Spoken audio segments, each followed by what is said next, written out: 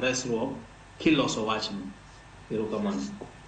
Awinjo kiwacho ni en wich kuot, an bende ayie kodi adieri en wich kuot, to nyiswa ni to ang'o minyal tim e pacho ka mondo mi wabed kata kik wachak wabed gi wich kuot machal kamano kendo. Ponono ni wechegi mag yamo miwacho ni ma Turkana no ochako timore nang'o mowinjo bed ni timo mondo mi gima chal kama kik chak timre e pacho ka kendo, Albert?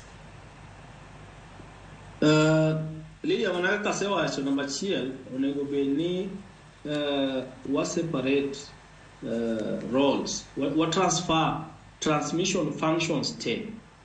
Tienda ni KETRACO kaka en duol manolosi ni transfer transport kata gikeyo teko mar stima man gi teko mang'eny. Seche ma stima osebedo generated tienda ose lose. Watch for example Budala kocha ntiere Sondu Miriwa hydropower. Koro seche ma majno ose losi en gi teko mang'eny, to seche ma igole e generation plant kanya koro itere kama station mitere, to KETRACO matimo mano. Koro functions te mag transmission onego wene KETRACO. Kenya Power okonego bende timo transmission.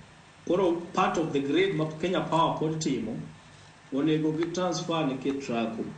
To what is a transfer to resources onego bed o make KETRACO mondo gitim tijno effectively. Kik wabed ni nitiere parts mag transmission ma Kenya Power, parts of the grid ma Kenya Power pod operate. Mano number achiel. Number 2 en ni East African Power Pool grid will be interconnected. Such that ineno kane Kenya Power wacho ni seche ma gibedo gi blackout, nationwide blackout, to giyudo resruok kuwuok Uganda. To this time round Uganda ne mach mowuok Uganda no chalo gima ncha ne ochot. Ok giso nang'o ne ochot karang'o, tang'o momiyo pok oduogo. Koro ka East African Power Pool nyalo tiyo maber ma mach a Tanzania, a Uganda, a Ethiopia, magris go bedo interconnected maber, to biro kelo resruok. Mano onge piny manyalo timo makende. Seche ma gibedo interconnected no miyo tich bedo mayot.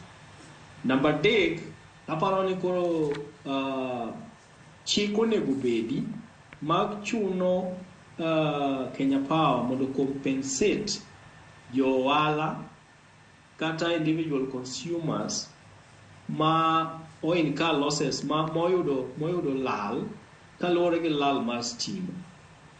Yudo ka chik mantie sani ginyalo mana compensate kata ginyalo mana chulo ng'ama ohinyore kata ng'ama gire moro kethore. To pesa to ginyal miyi.